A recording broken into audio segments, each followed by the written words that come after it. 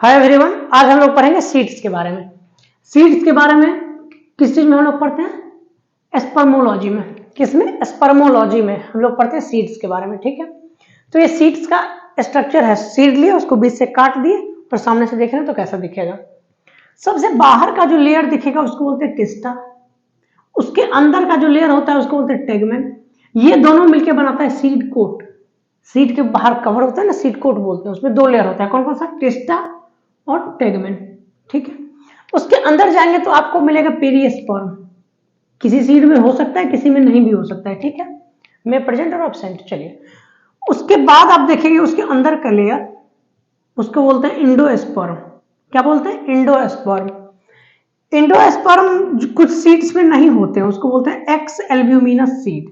क्या बोलते हैं? X albuminous seed. और जिसे प्रेजेंट होते हैं उसको बोलते हैं एल्ब्यूमिनस सीड। Albuminous seed.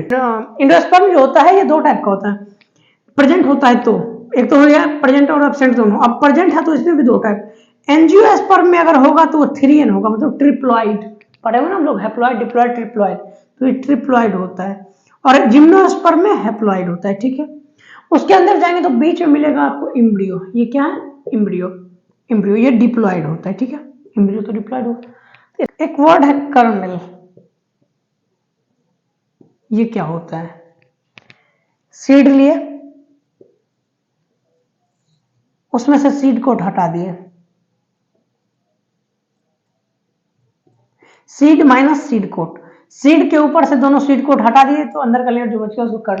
चलिए दोस्तों, बात करते हैं सीड में और डिटेल्स देखते हैं। चलिए दोस्तों, सीड का कुछ और डिटेल्स देखते हैं। सीड जो होता है दो टाइप का होता है, एक डाइकोट सीड और एक मोनोकोट सीड। ठीक है, डाइकोट और मोनोकोट में क्या डिफरेंस होता है? डाइकोट जो होता है उसमें 2 कोटिलेडन होता है और मोनोकोट में 1। एक और है कि डाइकोट में वो सेकेंडरी ग्रोथ होता है, मतलब मोटाई बढ़ता है। मोनोकोट में नहीं होता, लेकिन कुछ इसके एक्सेप्शन भी हैं। ठीक है, चलिए 2 कोटिलेडन, एक ये हो गया, एक ये 2, इसको कोटिलेडन बोलते हैं। ठीक है, 2 है। इसमें देख लीजिए एक ही है, मोनोकोट में 1। ठीक है, इसको कोटिलेडन बोलते हैं। इसी से इसमें देखते होंगे दाल, देखते होंगे कोई भी दाल पल्स, उसमें देखते होंगे 2 होता होगा, फोड़ते होंगे 2 होता होगा। ठीक है, जैसे और गेहूं मक्का देख लीजिए, सिंगल रहता है, गेहूं एक ही रहता है, मक्का वगैरह तो वो हो जाता है मोनोकोट में, वो आ जाता है डाइकोट में। ठीक है, चलिए जैसे पल्स है उसमें सेकेंडरी ग्रोथ नहीं होता है ना, लेकिन फिर भी किस में आता है? वो डाइकोट में।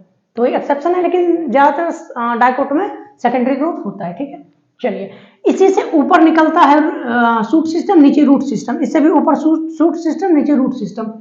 तो जो ऊपर निकलता है उसको ऊपर वाले को बोलते हैं प्लिम्यूल। इसी से बनता है सूट। क्या बनता है? सूट। ठीक है, सूट सिस्टम।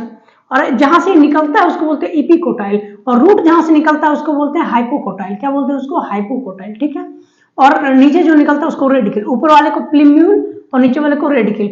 और रूट में एक स्पेशल कैप होता है, इसको रूट कैप बोलते हैं। ठीक है, कोट सीट की बात करते हैं जिसमें 1 कोटिलेडन होगा और इसमें कैसा होता है? 2।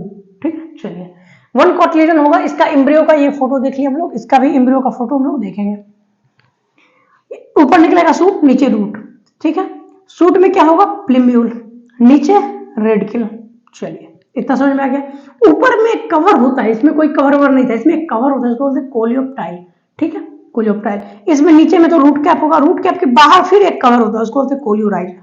कोलियोराइजा ये जहां से निकलता है एपिकोटाइल, ये जहां से निकलता है हाइपोकोटाइल, सिमिलर उसी के जैसा है। समझ में आ गया इतना? अब एक वर्ड है एस्कुटेलम। एस्कुटेलम ये क्या होता है? तो ग्रास में यानी घास में वो जो सिंगल कोटिलेडन होता है उसी को बोलते हैं एस्कुटेलम। ठीक है, याद रखिएगा, इतना याद रखिएगा। मोनोकोट सीड और डाइकोट सीड अच्छे समझ में आ गया। वो डिटेल में और डिटेल में पढ़ेंगे तो बहुत पूरा एनाटॉमी इसको अच्छे से पढ़ना है, प्लांट एनाटॉमी में, तो डाइकोट और मोनोकोट के बारे में।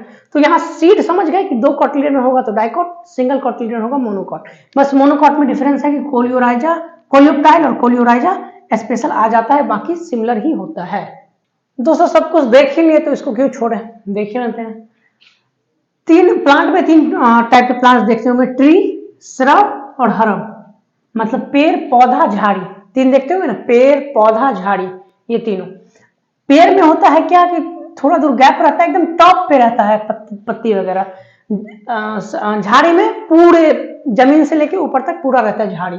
और हड़प में बस छोटा छोटा पौधा रहता है, पतला सा छोटा सा पौधा रहता है। समझ में आ गया पौधा? ये इसका स्ट्रक्चर जानते ही होंगे, बट पूरा पढ़ाए तो सोचे इसको भी पढ़ा देते हैं। चलिए दोस्तों, बायोलॉजी का कुछ और प्लांट्स देख लेते हैं लास्ट में हम लोग।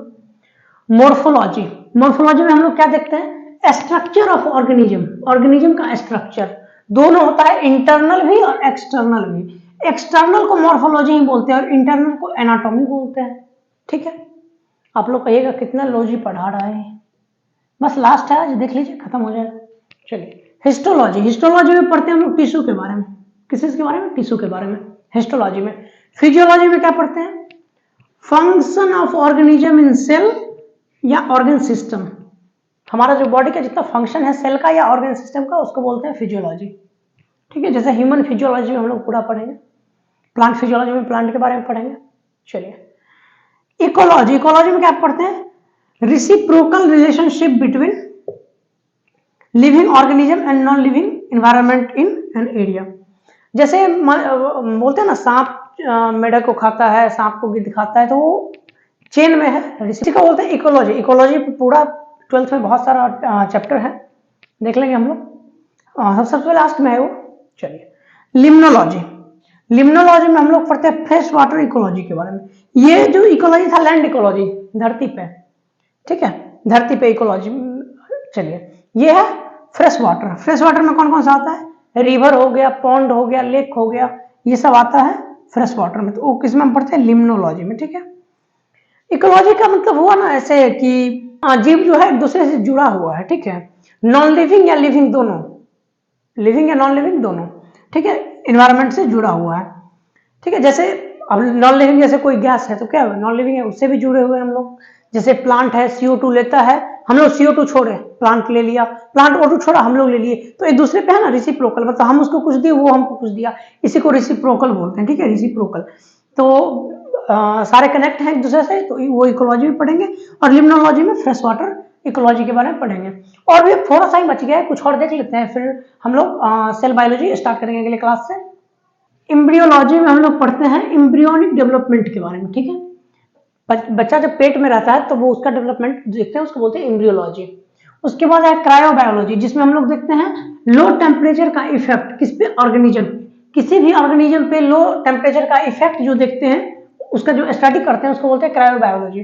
एक है एक्टिनोलॉजी, जिसमें हम लोग जिसको बोलते हैं रेडिएशन बायोलॉजी, जिसमें हम लोग किस चीज का स्टडी करते हैं, रेडिएशन का क्या इफेक्ट होता है बॉडी पे उसको देखते हैं। ठीक है, जैसे रेडिएशन से होता है ना कैंसर वगैरह हो जाता है, तो उसी का स्टडी करते हैं एक्टिनोलॉजी में। ठीक है, उसके बाद अब कुछ टर्म है देख लेते हैं। फिशरीज, इसमें हम लोग किस चीज को पालते हैं, बेनिफिशियल एक्वेटिक एनिमल।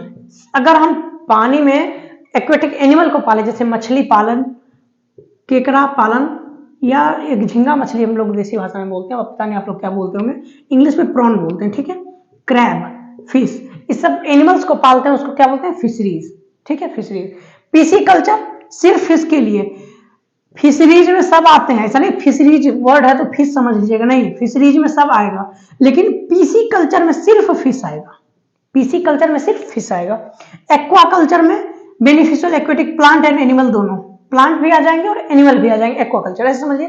प्लांट और एनिमल अगर सब कुछ देख रहे हैं तो एक्वा कल्चर, और प्लांट को हटा दिए बाकी सब एनिमल है तो फिशरीज, और सिर्फ मछली पालन तो पीसी कल्चर। उसके बाद मधुमक्खी पालन तो एपीकल्चर। ठीक है, हनी भी। चलिए सेरिकल्चर में सिल्क वॉर्म, सिल्क का कपड़ा आप लोग पहनते होंगे, सिल्क वॉर्म से ही बनता है ना, सेरिकल्चर बोलते हैं। उसके बाद पोल्ट्री, जिसमें बर्ड पालते हैं, किसके लिए, मीट या अंडा के लिए, मीट या एग के लिए। ठीक है, जैसे चिकन हो गया, डक हो गया, ये सब पालते हैं। ठीक है, तो आज का लेक्चर खत्म हो गया, पूरा इंट्रोडक्शन का हम लोग का खत्म हो गया।